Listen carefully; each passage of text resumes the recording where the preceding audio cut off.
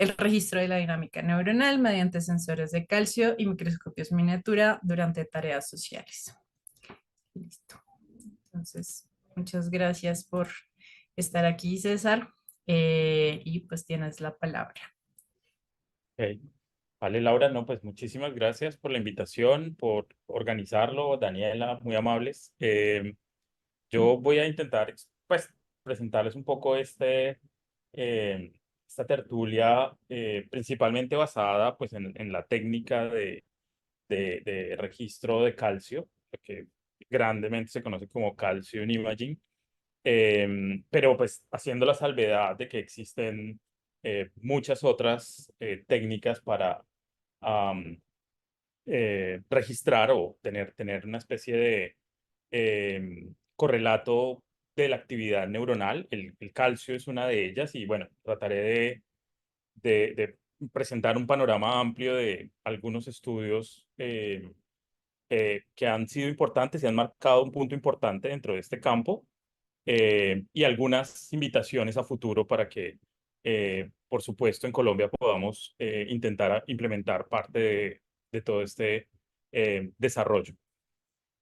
Bueno, quisiera empezar un poco con, ok, eh, hablando un poquito acerca de, pues, la historia de la neurociencia. Hay una frase que me gusta mucho de Rafael Yuste en este review que dice: la historia de la neurociencia básicamente es la historia de sus métodos, y quizás el ejemplo que más representa esta idea es la doctrina de la neurona y cómo comenzó este estudio, tratando de describir cómo era el funcionamiento de lo que en su momento se llamó esas unidades de procesamiento.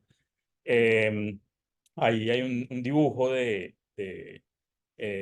Santiago Ramón y Cajal, eh, de esas primeras descripciones acerca de las neuronas de la retina y cómo podían viajar de un lado al otro.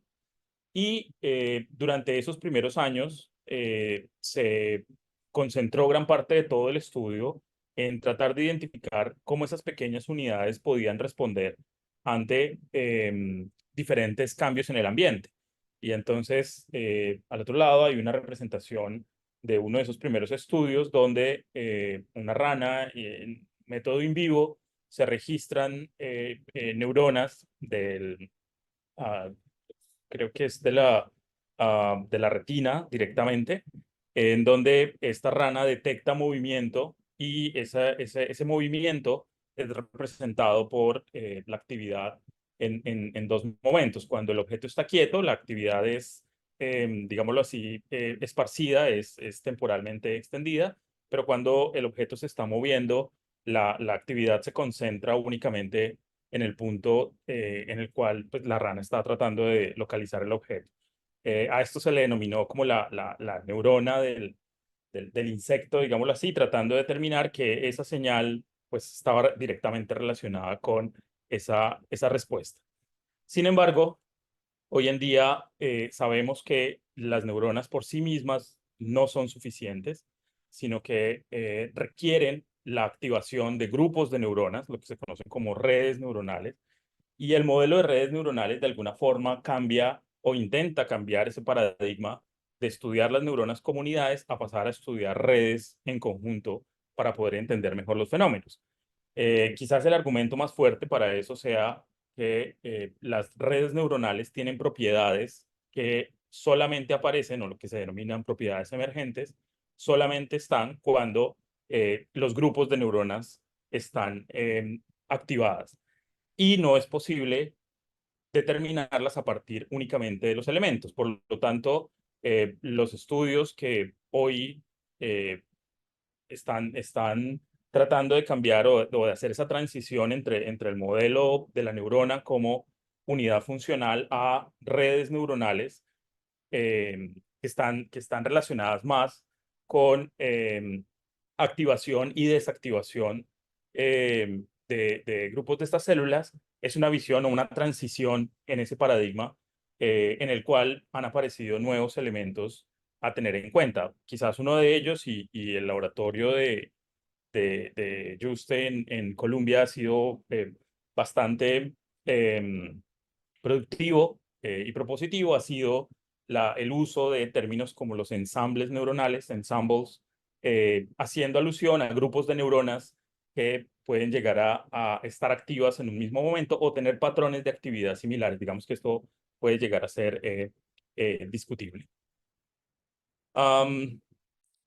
Una de las razones por las cuales esta transición ha sido necesaria, y volviendo nuevamente a esa idea de la historia de la neurociencia, es la historia de la tecnología, ha sido el cambio y la revolución de muchos de los elementos que utilizamos para poder estudiar el cerebro. Aquí no quiero ser exhaustivo, solo quiero presentar un ejemplo.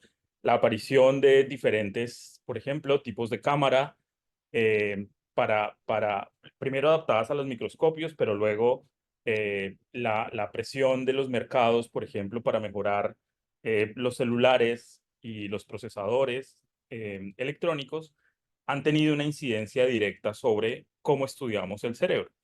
No solamente han aparecido mejores formas de registrar esa actividad, por ejemplo, estos sensores CCD o estos sensores CMOS tienen diferencias en términos de cómo pueden capturar esas señales, en este caso de luz, para transformarlas a una señal digital, sino que ha habido toda una revolución en términos de mejorar los métodos que tenemos para estudiar esos fenómenos cerebrales. Y eso se ha visto representado, por ejemplo, en controlar los impulsos de láser a escalas temporales muy cortas, es decir, femtosegundos, que es el principio, por ejemplo, que utiliza un microscopio de 2 fotones para detectar fluorescencia, para estimular y luego detectar la fluorescencia. Y todo esto solamente ha sido posible por ese desarrollo a gran escala a nivel tecnológico. Y eso también ha tenido un impacto a nivel, por ejemplo, de la forma como almacenamos y el tamaño que, por ejemplo, tienen los datos que hoy en día podemos almacenar derivados de esos experimentos. Y esta representación de capacidad de almacenamiento únicamente intenta mostrar que hemos multiplicado, bueno, no sé si exactamente multiplicado, pero hemos aumentado la cantidad de espacio que necesitamos para almacenar estos datos. Un experimento, una sesión de experimento de 10 minutos de registro de calcio fácilmente puede llegar a ocupar 80 gigas en un disco duro. Eso quiere decir que el registro de 1 a 2 horas serán cientos de gigas probablemente, lo que ha llevado también a un desafío de cómo manejar ese tipo de información.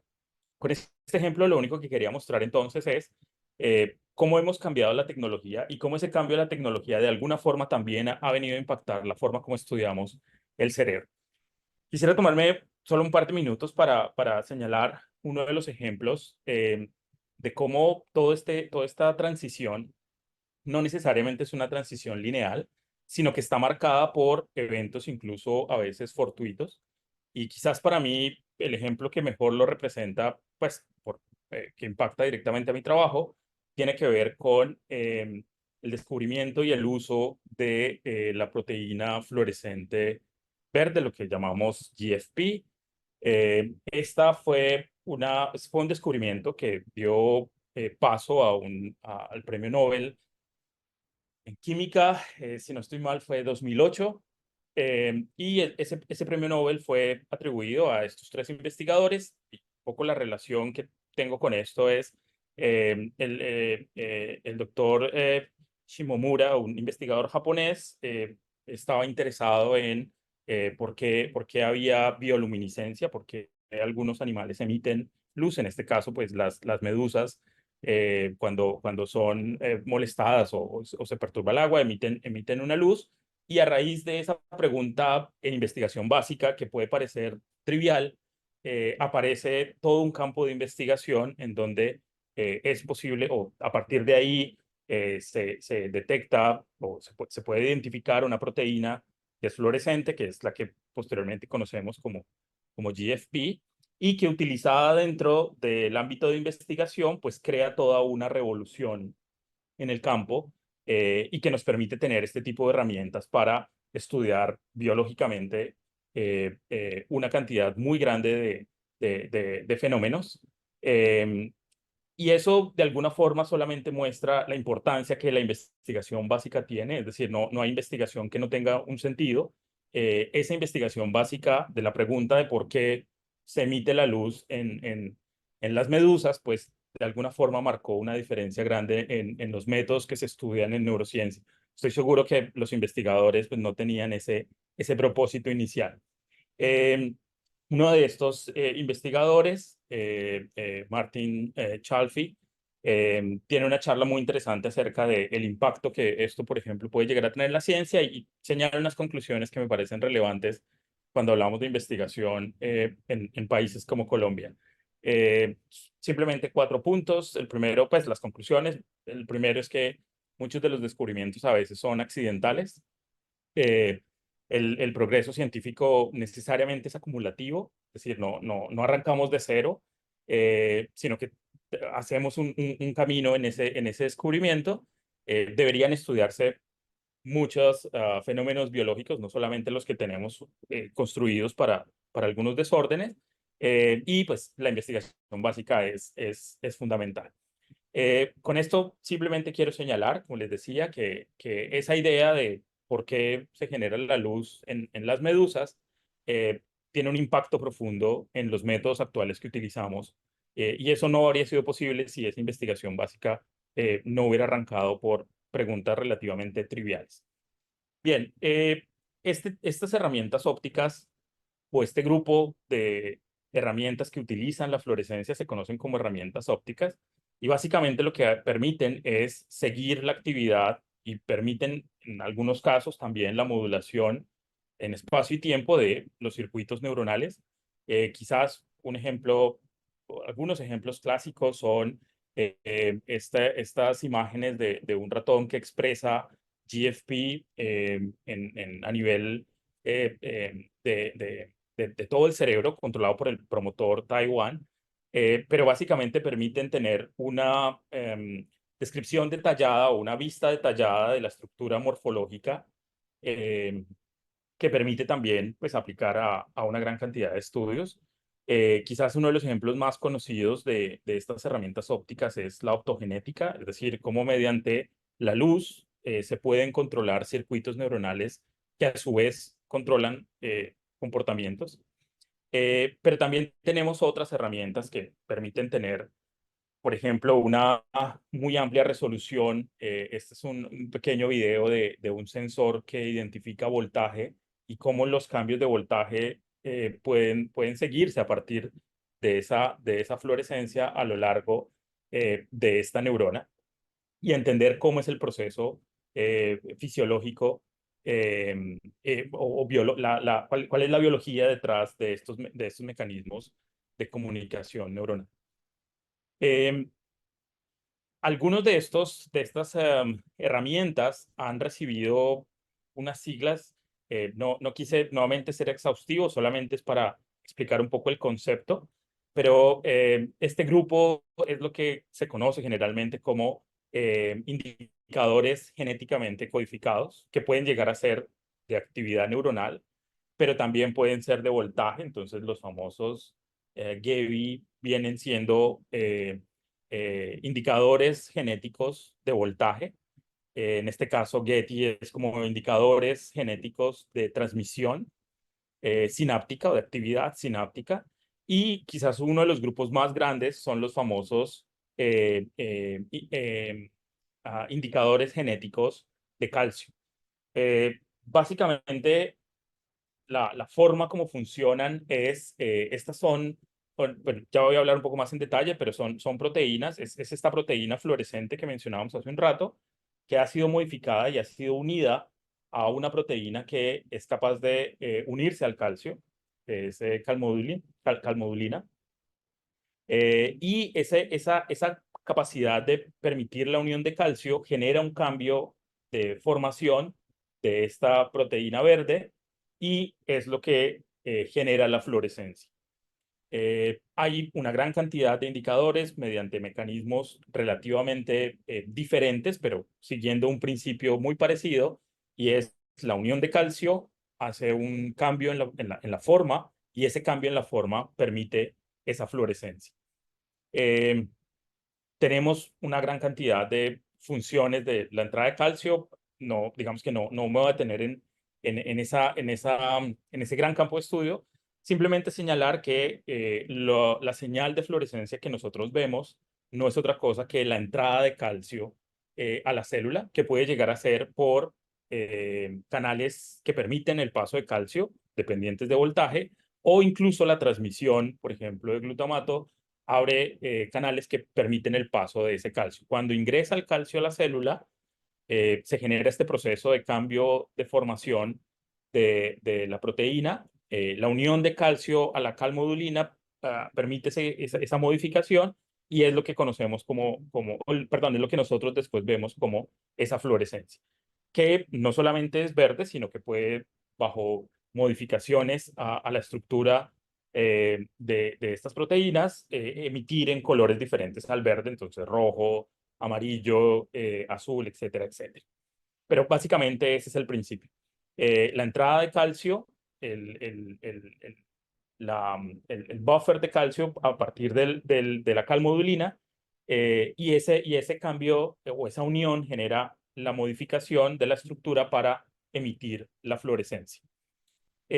A eso se le conoce como los sensores de calcio, perdón, me vuelvo se conoce como los indicadores de calcio codificados genéticamente, los famosos GECI.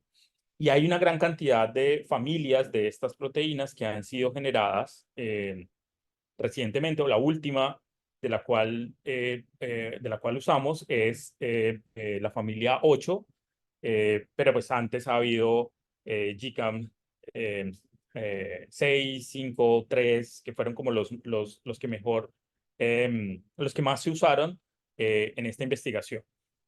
Aquí simplemente quiero señalar que estos GCAM lo que significa es la proteína GFP unida a la calmodulina, y estas proteínas pueden venir en versión rápida, fast, media o sensible o incluso slow. Y simplemente quiero explicar en qué consiste esas diferencias. Esas diferencias consisten en las mutaciones que se hacen, que se introducen en esta proteína para que haya una mayor o menor afinidad, por ejemplo, hacia el calcio. Esta es una gráfica que muestra los diferentes sensores y muestra las dos propiedades, que es cuál es el tiempo de unión, si son más rápidas o más lentas, y qué tan sensible, o es decir, o qué tanto brillo pueden llegar a tener estas proteínas. Y hay una distribución relativamente grande. Como les decía, la última es la versión 8, el GCAM 8, pero vienen otras versiones que varían en estas propiedades. ¿Cuál es la funcionalidad de esto? Bueno, la funcionalidad de esto es básicamente que cuando en cultivos neuronales, que es la imagen que se ve acá, se estimulan estas células, se ven aquí, por ejemplo, el cuadro a cuadro de el cambio en la fluorescencia. Normalmente estas señales se calculan o se cuantifican en la forma como cambia la fluorescencia basado en una fluorescencia basal. Eso es lo que significa este famoso delta F over F. Delta significa cambio de fluorescencia respecto a una base, a una fluorescencia basal. Y entonces cuando hay una estimulación, por ejemplo, en este primer cuadro en el momento cero, hay una fluorescencia de base y que lentamente va aumentando esa fluorescencia hasta volver a una línea de base. En un tiempo, por ejemplo, de este trazo representativo de más o menos unos 200 milisegundos, un poco menos, 150 milisegundos. ¿Por qué es importante tener en cuenta este tipo de dinámica del sensor? Básicamente porque cuando se hace análisis sobre la actividad neuronal, no existe un correlato 1 a 1 de potencial de acción versus sensor de calcio, sino que es necesario tener en cuenta qué tan sensible es el sensor para poder detectar ese tipo de cambios. Estas gráficas muestran las diferencias entre los tres tipos de sensores. Básicamente, lo que mostrarían es que El sensor que se denomina lento o sensible, lo que presenta es una mayor fluorescencia, un mayor cambio de la fluorescencia cuando hay actividad. Aquí es ante un potencial de acción, aquí es ante 3 potenciales de acción. Los otros dos, si viéramos el caso de los GCAM 8, hay uno que lo hace en menor sensibilidad y uno que lo hace con digámoslo así, la sensibilidad más baja, pero el que lo hace con la sensibilidad más baja se recupera más rápido que el que es altamente sensible. Lo que quiero señalar aquí entonces es que no siempre el que es más rápido eh, es necesariamente el mejor, sino que en este caso una respuesta de mayor cambio de fluorescencia indicará un menor tiempo en esa recuperación del sensor. Y cuando se han hecho estudios tratando de identificar a cuántos potenciales de acción corresponden estas señales de calcio, se encuentra que efectivamente aquellas señales mucho más sensibles pueden llegar a tener incrementos más altos de esa fluorescencia, pero al mismo tiempo recuperaciones más lentas. Y por el contrario, sensores que tienen una menor respuesta en cambio de fluorescencia pueden recuperarse más rápido y así ser, digámoslo así, tener una aproximación más real a cómo es la actividad neuronal. Digamos que esta parte es medida actividad neuronal en relación con esos sensores de calcio. Digamos que esta primera parte, que bueno, puede parecer un poco técnica, lo que intenta mostrar entonces es que la elección del sensor de calcio va a determinar qué tan cercano o no es la lectura de la actividad neuronal.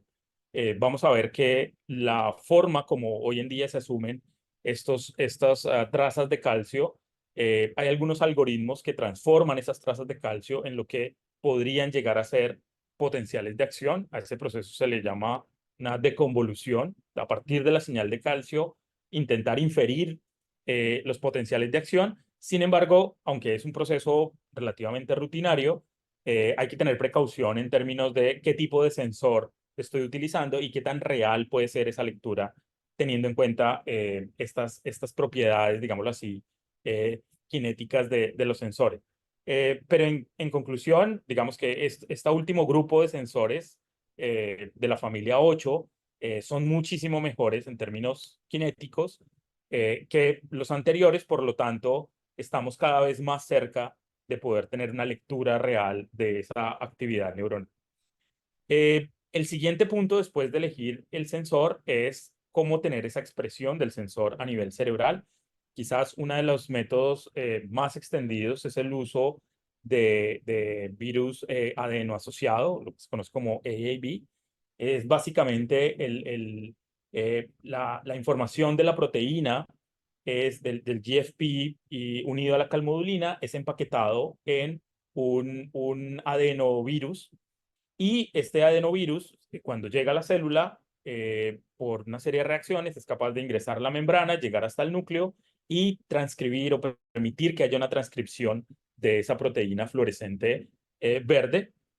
Y esto hace que en unas semanas después, 2, 3, 4 semanas después, las neuronas empiecen a producir esa proteína y pueda después llegar a ser detectada.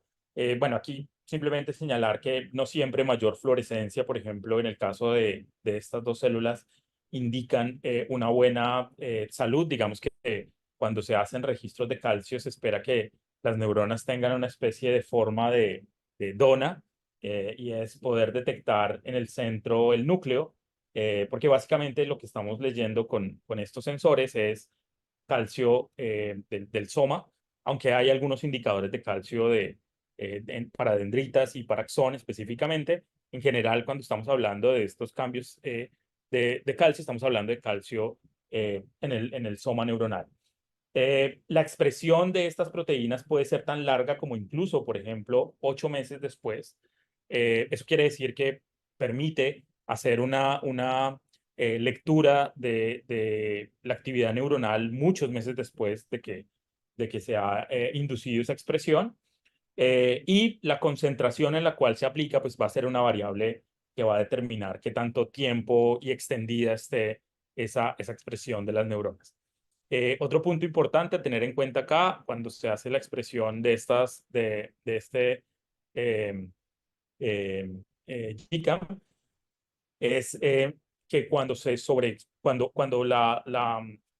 eh, cuando el volumen es muy alto, la concentración del virus es muy alto, va a tener una sobreexpresión, pero al mismo tiempo va a haber una reacción en términos inmunológicos. Recordemos que el adenovirus es una molécula extraña para la célula, por lo tanto, es muy probable que haya una respuesta inmunológica ante ese organismo.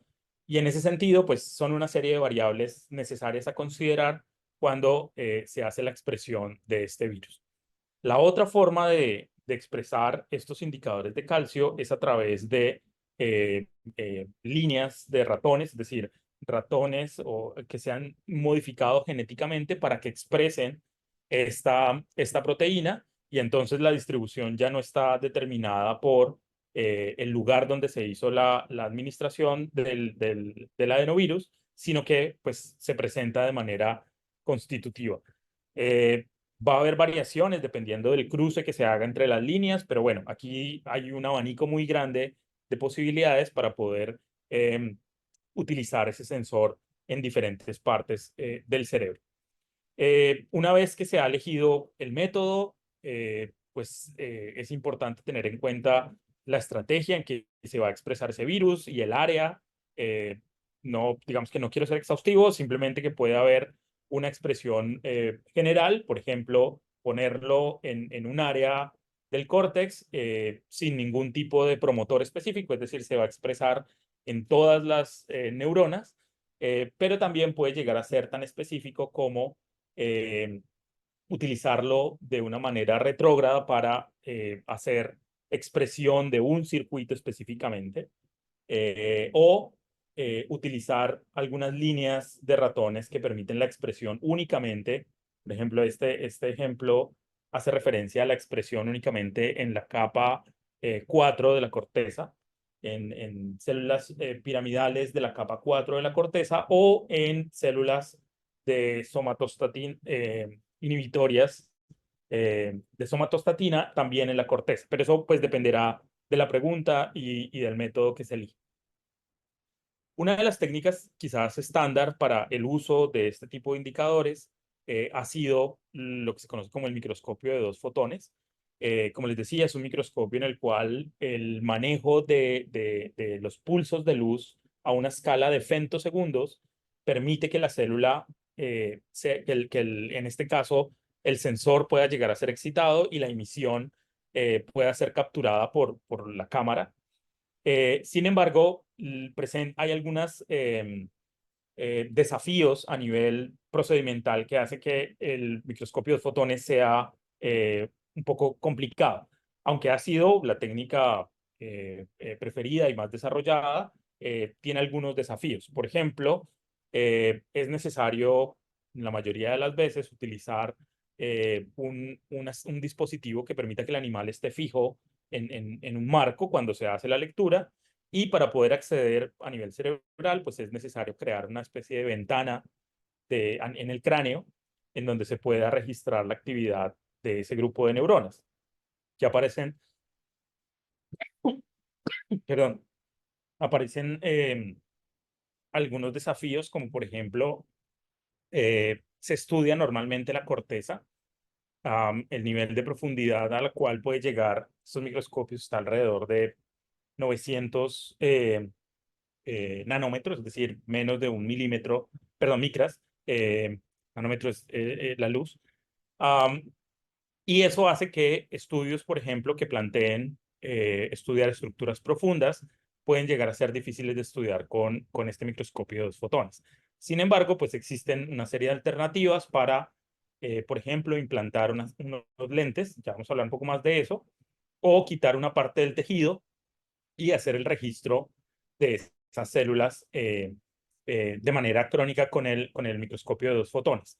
Recientemente se ha usado la implantación de unos lentes que se llaman Green Lens, que permiten el paso de luz de una manera particular. La luz se curva al interior del lente y luego se vuelve a enfocar en un punto específico, y eso ha permitido el estudio de estructuras profundas mediante esta técnica.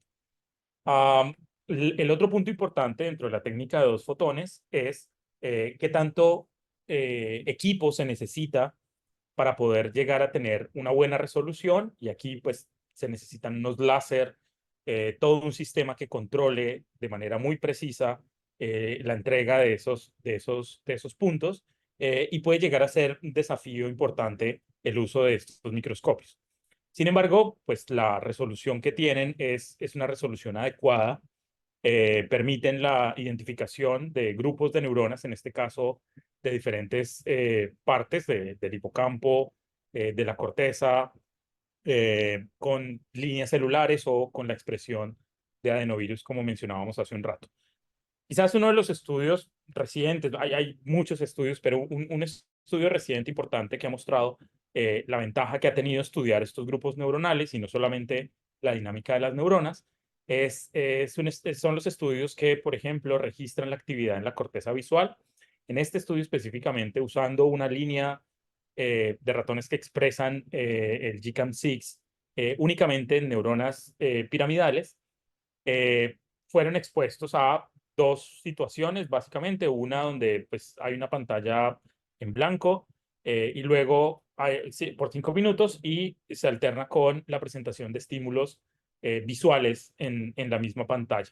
Se toman diferentes imágenes a diferentes planos de profundidad, y luego eso pues, da una representación de todas las neuronas que se están activando en dos momentos diferentes. Eh, Estos son dos pequeños videos de ejemplos sobre la actividad de base, digámoslo así. Ellos denominan esta actividad como espontánea. El ratoncito, como les decía, está mirando una pantalla sin ninguna estimulación, y en color rojo y verde se muestran grupos de neuronas que tienen una actividad parecida. Es lo que estos autores denominan los ensambles neuronales en actividad espontánea medida en 2 puntos, en más de 40 días de diferencia esos puntos. Cuando se presentan los estímulos visuales, entonces otros grupos de neuronas, de ensambles, eh, codifican para esa estimulación. Sin embargo, no siempre son los mismos grupos de neuronas, es decir, la estabilidad de esos ensambles no es 100% codificando para estímulos particulares, sino que ellos denominan estos ensambles transitorios, y esos ensambles transitorios vienen a mostrar que la actividad de las neuronas no es siempre uno a uno con los estímulos, sino que dependiendo de la conectividad que presenten, pueden ir cambiando o no, dependiendo de lo que se esté estudiando. Una de las limitaciones quizás más grandes para el estudio mediante este microscopio de dos fotones es principalmente el costo. Como les decía, requiere quizás lo más costoso de todo el sistema sean el sistema de láser, que debe ser muy preciso. La calibración y los equipos necesarios hacen que no sea de fácil acceso este tipo de tecnología para estudiar la dinámica cerebral. Pero ya hace varios años, en el 2011, apareció un artículo que fue que es la descripción de cómo volver gran parte de todo ese equipo microscópico, volverlo miniatura. Entonces, este fue el primer artículo que describía cómo un microscopio de fluorescencia podía llegar a ser miniaturizado. Está la descripción de, bueno, todos los componentes, pero es básicamente un LED que pasa a través de unos filtros, estimula las células, y luego la luz se devuelve por el mismo sistema y es capturada por un sensor que, como les decía al principio, pues es tecnológicamente avanzado para identificar, poder capturar esos sistemas de luz. En este primer artículo, ellos muestran cómo el animal no utilizan los virus de GCAM, sino que inyectan un virus en el sistema vascular, y mientras el ratón se está comportando, ellos pueden ver cambios en el sistema vascular de este animal, de un punto fijo. En este mismo estudio, ellos describen cómo el cerebelo, están registrando en cerebelo la actividad, voy a poner, la actividad de ciertas neuronas se agrupa dependiendo del comportamiento y esta idea pues da la sensación de que las neuronas se agrupan dependiendo de ese comportamiento que se está tratando de estudiar. Posteriormente, un par de años después, aparece este estudio en donde, mediante ahora sí el uso de GCAM, se describe la actividad en hipocampo dorsal de las llamadas células de lugar, las play cells, que básicamente lo que hacen es que generan un mapa representativo del espacio y en la gráfica se puede identificar que algunas células únicamente se activan cuando el animal se encuentra en una posición como si estuvieran representando ese mapa en el cual el animal está navegando. A partir de este momento, pues la cantidad de estudios utilizando este microscopio miniatura comenzó a crecer en diferentes tipos de estudios. Un método alternativo que surgió posteriormente o fue escrito posteriormente fue el uso de fiber photometry. En este método lo que se hace es que bajo el mismo principio del sensor, ya no se tiene un microscopio, sino que es una fibra óptica que captura la luz y representa toda la señal de calcio como una especie de promedio. Ya no se ven neuronas individuales, sino que la señal que se captura es del grupo de neuronas donde está puesta esa fibra y donde pues el sensor se ha expresado. En este estudio se muestra que, por ejemplo, cuando la fibra es colocada en el área tegmental ventral y al animal se le pone ante dos situaciones placenteras, consumo de sucrosa o la interacción social, hay una activación, hay un cambio en la señal de calcio que es interpretada como pues, un estímulo apetitivo para los animales, pero que permite identificar esta área, o más bien permite determinar activación de estas áreas a partir de los cambios de la señal completa.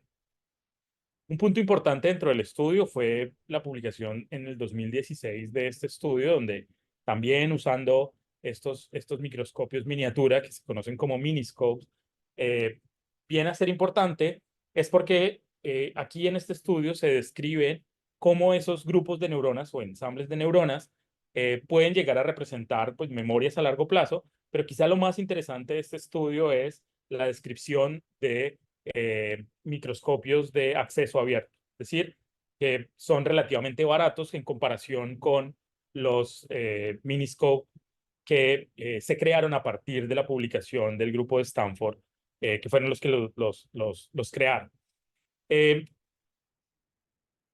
Hasta ahora, digámoslo así, un resumen grande de los dos métodos que les he presentado es o el uso de miniscopes, en el cual se pueden ver las neuronas individuales en determinados comportamientos, o el estudio mediante fibras o fiber photometry, que permite una identificación de la señal en promedio por grupos.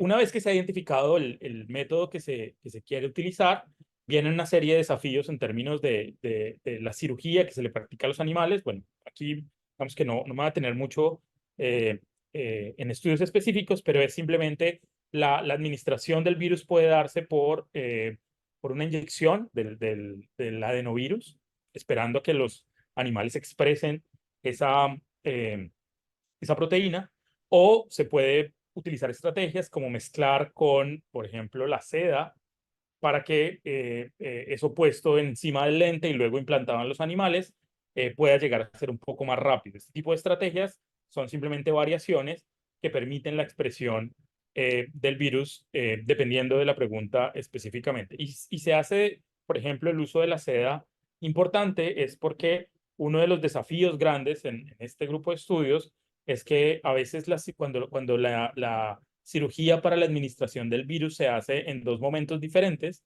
una la expresión del virus y 2 semanas o 3 semanas después el implante del lente, a veces no cuadran, es decir, el lente requiere que las neuronas con calcio estén expresadas a una distancia máximo de 200 micras. El plano focal es de alrededor de 200 micras, por lo tanto debe ser muy preciso la posición del lente y las neuronas. Entonces, una forma de tratar de poner en el sitio correcto ese sensor es poniéndolo a través de la seda, del gusano de seda, que luego esa seda es removida del cerebro y permite la expresión del GCAP. En términos generales, digamos que este es el recorrido de los experimentos. Como les decía, se elige una forma de expresión del virus, del sensor. Luego se hace una cirugía donde se implanta un lente. Estos son dos diagramas de estudios diferentes, pero que básicamente señalan los pasos esenciales. Una vez que se hace esa cirugía, se realiza una serie de experimentos comportamentales y viene un análisis posterior de los datos, que nuevamente dependerá de cuál es el procesamiento que se elija. Pero en términos generales, esta es una señal, digámoslo así, cruda, y hay una serie de pasos de limpieza, de remoción del background, de corregir el movimiento, porque a pesar de que el miniscope está fijo en el cráneo, igual es un tejido vivo que se está moviendo todo el tiempo, y además si el animal está caminando y demás, es necesario aplicar ciertos algoritmos que corrijan el movimiento de esa estructura, y luego automáticamente se intentan inferir dónde están colocadas las neuronas que nos interesan. Eh, Quizás hay mucho debate en términos de cuál es el mejor procedimiento. Hay artículos dedicados a decir hay mejores algoritmos que otros para hacer esa detección. Quizás, y nuevamente como lo mencionaba al principio, toda esta explosión de nuevos métodos permite que haya una gran variedad para escoger. Eh, ¿Cuáles son las ventajas de usar Miniscope con respecto, por ejemplo, al uso de el microscopio de dos fotones? Bueno, primero, pues que permite que los animales no estén inmovilizados, sino que los animales pueden tener comportamientos de alguna forma un poco más naturales, y comportamientos que, por ejemplo, al tener la cabeza fija no son fáciles de estudiar: el sueño, la exploración o conductas sociales particulares. Eh, También permiten el registro a lo largo del tiempo y suelen ser menos estresantes en términos de la inmovilización que implica para los animales. A partir de acá, simplemente voy a mencionar algunos estudios grandes en comportamientos sociales que se han realizado. Eh, Del mismo grupo que en donde se creó el Miniscope, ya hace varios años se ha descrito cómo en diferentes partes del cerebro se representan información social. Este estudio, por ejemplo, estaba interesado en ver cómo en la amígdala había representación de machos y hembras, vírgenes o no, o crías, y cómo los grupos de neuronas permitían identificar específicamente este tipo de estímulos. Posteriormente aparece este artículo que es bastante famoso, y es la identificación de lo que ellos denominan neuronas sociales on y off, es decir, que se activan y se desactivan durante la interacción social. Este es un poquito el video que lo muestra. Nuevamente, un animal en comportamiento en una tarea en donde tiene dos estímulos vacíos, y cuál es la actividad de la corteza prefrontal. Luego, cuando tiene un estímulo social, la preferencia por el estímulo social y la activación neuronal por ese estímulo, y cuando se introduce un nuevo estímulo social, la preferencia por la novedad y la posterior activación de esa corteza prefrontal. De este estudio se desprenden eh, algunas conclusiones que los investigadores van a denominar, como les decía, células on y off. Es decir, células on son aquellas que se activan ante los estímulos sociales. Las células off serán las que se desactivan cuando hay ese tipo de interacción social. Yo en algunos de mis experimentos también he podido identificar estas neuronas excitatorias que son sensibles a la interacción, y que van a ser consideradas como neuronas que representan de alguna manera estos estímulos sociales. pero no solamente la amígdala ni la corteza prefrontal han sido identificadas con codificación de estímulos sociales. Este es un estudio que menciona la representación neuronal en la vénula, en comportamiento bueno, paternal, digo, pero en hembras, en cuidado, por ejemplo, cuando la hembra cuida de sus crías o la recoge o construye el nido, se aproxima y demás, hay activación de grupos de neuronas particulares que se relacionan con ese tipo de actividad. Eh, y otra serie de comportamientos, pues uno de esos es el allogrooming, que es cuando dos grupos de ratones, uno de ellos es sometido a estrés. El ratón que no ha sido sometido a estrés genera una especie de conducta de, podríamos decir, compasión, pero bueno, sin tener ninguna evidencia de ello, pero hay una conducta de allogrooming que es acicalar al compañero y que es definitivamente más alta cuando se compara con animales que no han sido sometidos a estrés. Este procedimiento de allogrooming también ha sido descrito en la amígdala, en neuronas de la amígdala, eh, núcleos de la amígdala central, sugiriendo que también tenemos este tipo de representaciones. Eh, ¿Por qué estudiar la conducta social y cuál es el interés en este tipo de investigaciones? Quizás por no digamos sesgo, pero por mi formación en psicología, a mí me interesa el comportamiento y quizás a veces las tareas que se utilizan en comportamiento son tareas relativamente estáticas y que no muestran, por ejemplo, la capacidad de toda la función cerebral. Mejorar un poco la comprensión del comportamiento de alguna forma mejora la comprensión de los estudios.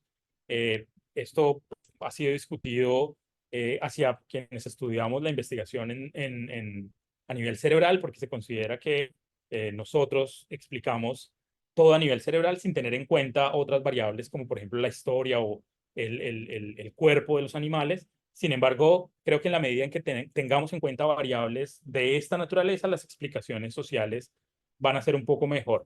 Y aquí, pues yo he empezado a usar en algunos de mis experimentos el uso de los avances en la detección de la posición de los animales para una mejor descripción de los comportamientos, no solamente una interpretación, que es lo que normalmente hacemos en los experimentos tradicionales, sino una descripción de la posición que de alguna forma también da información acerca del comportamiento de los individuos.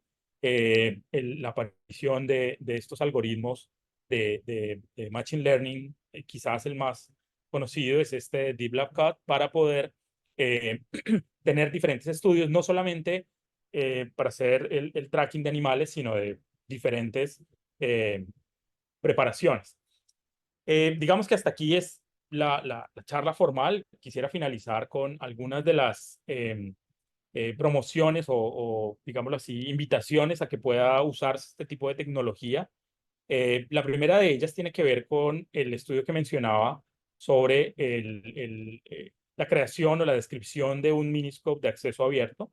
Eh, en términos generales, el grupo de Stanford que lo inventa crea una compañía privada que vende ese equipo pues a un costo inaccesible. Eh, pero hay una versión alternativa de un grupo de investigadores de la Universidad de California que han creado una versión de acceso abierto de estos mismos microscopios miniatura, miniscope, y han hecho todo un trabajo por tratar de difundir y acercar de manera masiva eh, el uso de esta tecnología con pues, unos costos significativamente menores que la otra compañía.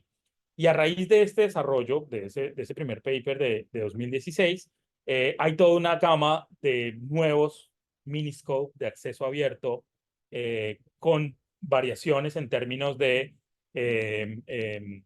si usa o no usa cable, si tiene, por ejemplo, un campo de registro más grande o más pequeño. Pero todo eso ha venido acompañado, y quizás creo que es lo más importante de esta iniciativa, de una serie videos, tutoriales y comunidad que soportan el uso de esta tecnología para que sea pues mucho más asequible. Esta es una de los tantos workshops que ellos han organizado. O sea, este es el último que yo conozco, pero tienen igual videos y tutoriales acerca de cómo hacer la cirugía, cómo armarlo, cómo interpretar la señal, etcétera, etcétera. Quizás, por lo que les decía, esta es la invitación a poder tratar de utilizar esta tecnología de acceso abierto para hacer análisis en diferentes experimentos.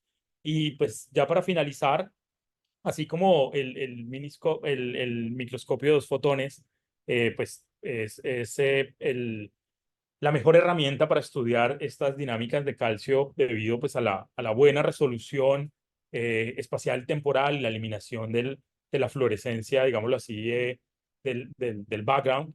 Eh, Hoy, hace ya un par de años, está la descripción de un miniscope de dos fotones que quizás todavía no es tan accesible, por lo que les decía, la parte del sistema que es más costoso son los láser, pero tratar de hacerlo de acceso abierto también intenta romper esa barrera de poder tener el dinero para conseguir equipos muy costosos, sino que la historia de la tecnología es la historia de la neurociencia y lo que dice este desarrollo es que cada vez será más barato y más fácil. Eh, Perdón, con esto pues finalizo. Les agradezco su atención. Espero no haber sido muy enredado y pues si tienen alguna pregunta.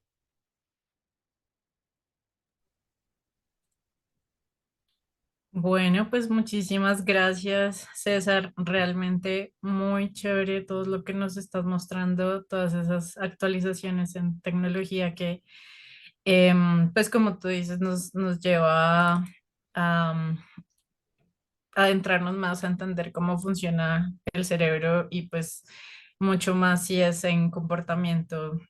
Estoy de acuerdo contigo que muchas veces o sea, no se puede simplificar el comportamiento a eso que vemos, pero eso que vemos también nos da mucha información sobre qué áreas, por ejemplo, están involucradas en lo que estamos estudiando. Entonces, súper chévere. Bueno. Por aquí Ramiro Moisés está preguntando tu mail, que si podemos tener tu mail. Em, Están agradeciendo. Ramiro te dejo aquí su correo. Excelente presentación, muy interesante. No, muchas felicitaciones. No sé si alguien quisiera hacerle una pregunta. Tenemos espacio. Em, Ya quedó. Marisol, por favor. Gracias. No sé, ay, no sé si me escuchan ahí. Sí, te escuchamos. Hola. Oye, César, pues felicitaciones. Hace mucho rato que no te veía. Me alegra ver que estás muy grande. Em, pues, yo no tengo mucha experiencia sobre estos temas y me surgen algunas preguntas que creo que son un poco bobas o básicas, pero pues no puedo dormir si no te las hago. La primera es con relación a, tú estabas mencionando que muy rápidamente lo mencionaste, que esta actividad del calcio es una especie de marcador indirecto de actividad eléctrica cerebral, fundamentalmente, digamos, como una electrofisiología, pero química, si me permites así como esa simplificación.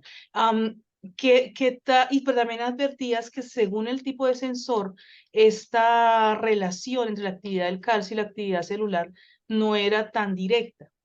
¿Qué tan aceptado está en este momento armar, claro, que el objetivo de todo eso es armar esos circuitos cerebrales complejos que siempre se nos escapan porque o el bicho está muerto y hacemos histología y pues, ajá, ¿qué pasó? Ahí pasó.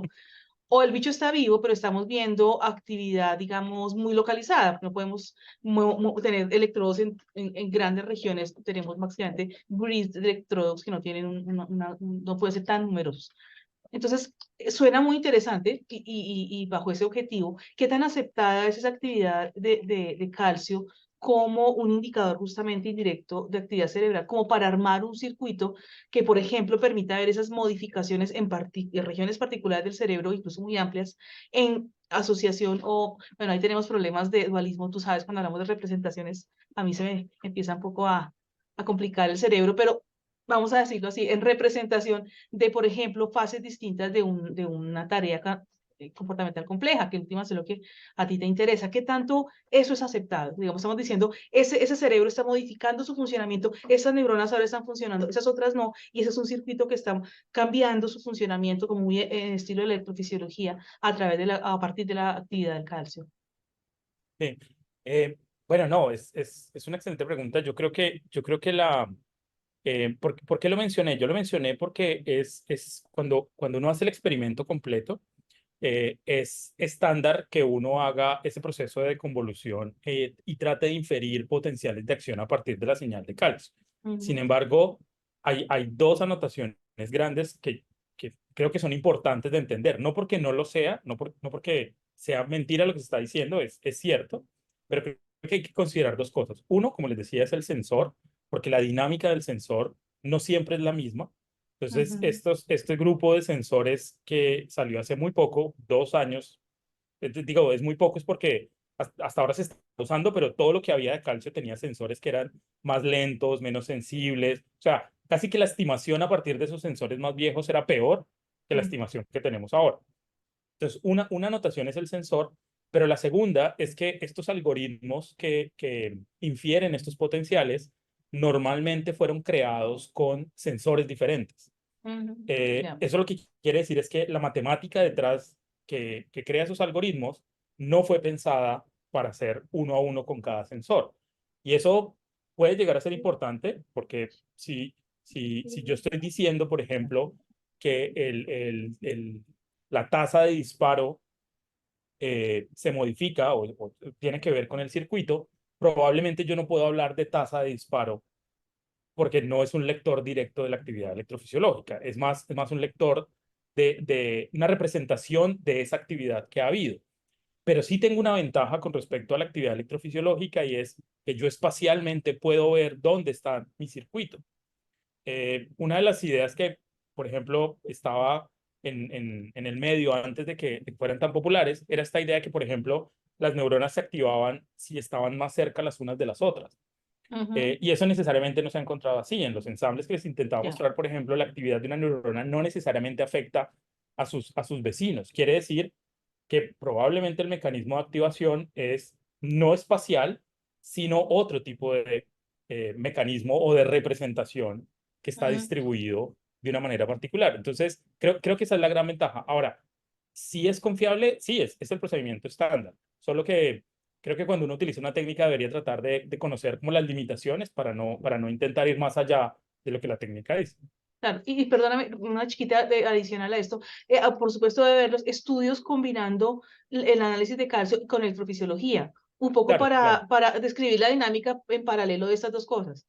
Claro, claro. Y a eso, digamos que los primeros estudios cuando empezaron a utilizarse tanto fue intentar medir la señal eléctrica al mismo tiempo de la de calcio.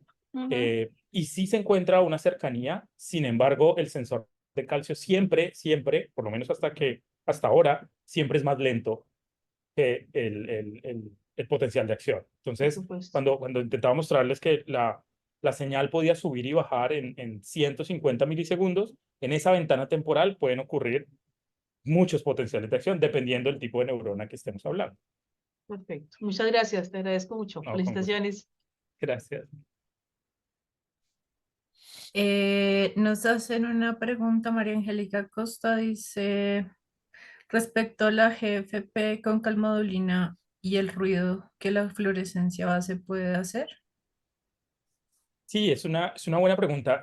Esta es una de las desventajas quizás más grandes que tiene el Miniscope y es que como es un microscopio de un solo fotón, entonces tiene una excitación y recoge la emisión de todo el plano, de todo el campo visual, lo que se llama el field of view. Entonces, hay fluorescencia que está en todo lado, o sea, uno no puede digamos que fácilmente determinar dónde están todas las neuronas, sino que de hecho hay unas un poco más abajo, un poco más arriba, etcétera. Y este no es un problema que tenga el microscopio de dos fotones o el microscopio confocal, porque tienen un arreglo para que la fluorescencia venga de un punto específico. Algunos de los algoritmos que se han creado permiten eliminar el background, la fluorescencia de background.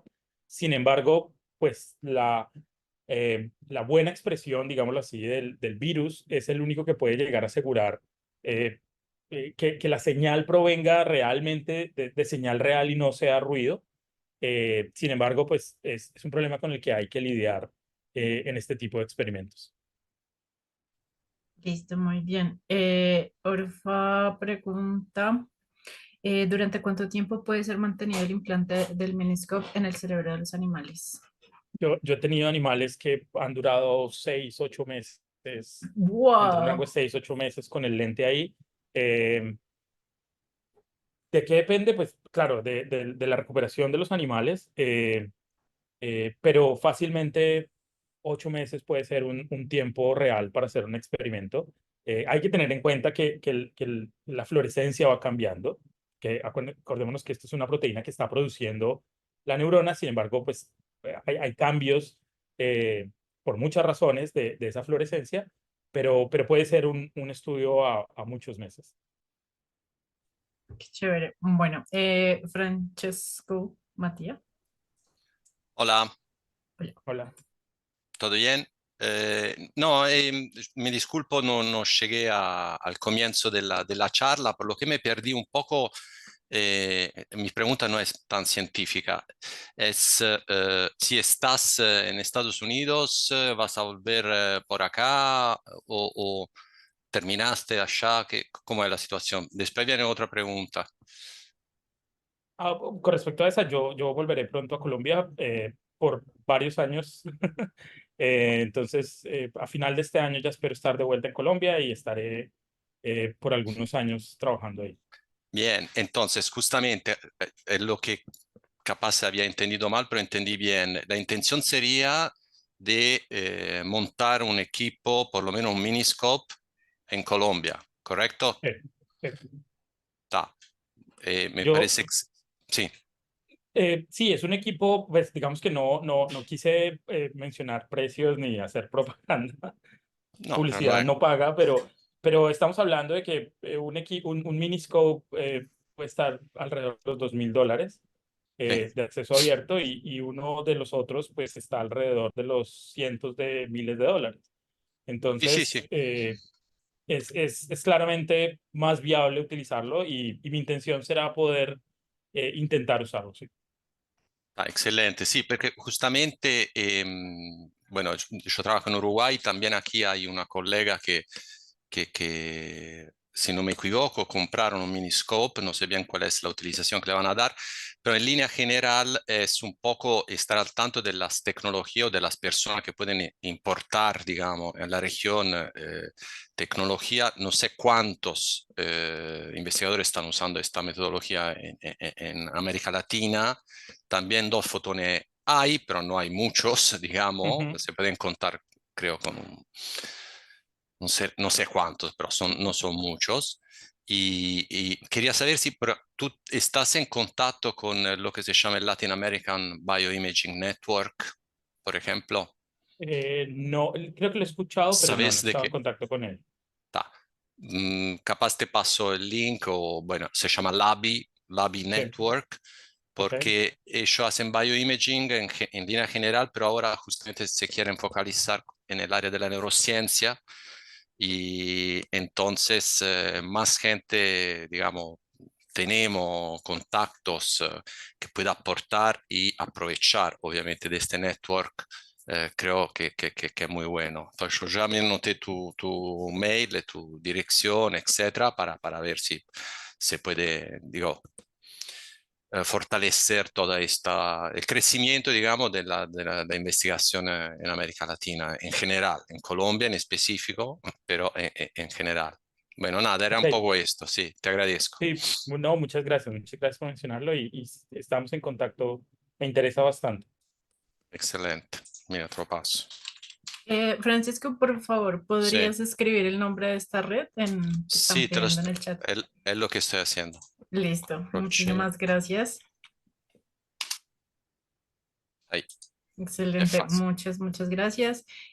A todos también los que están conectados, les recuerdo que esta charla va a estar en nuestra página del Colne, el colne.org.co, y también pues les enviaremos el link por nuestras redes sociales. Entonces, para los que están aquí, ojalá nos sigan. Em, ver si hay alguien más. No, ya no hay más preguntas. Entonces, pues muchísimas gracias, César, por todas estas enseñanzas que nos has dado hoy, por hablarnos de esta tecnología que seguramente podrás implementar cuando estés acá. Y pues aquí ansiosos de recibirte y que pues regreses a compartirnos tus conocimientos. Ay, ¿hay alguna más? Daniel Salcedo, bueno, la última y nos vamos. No te preocupes. Eh, entonces dice, teniendo en cuenta el papel esencial del calcio en la activación de cascadas de señalización intracelular y la síntesis de proteínas relacionadas con plasticidad de aprendizaje, ¿cómo puede la señalización de calcio reflejar estos mecanismos y cómo se puede ir haciendo una proyección futura para superar las limitaciones éticas para la investigación en humanos? Bueno, es una gran pregunta. Realmente hay como dos preguntas ahí. Es cierto que, que el calcio tiene que ver con muchas cosas. Es extremadamente importante para varios procesos, incluso para los de muerte celular.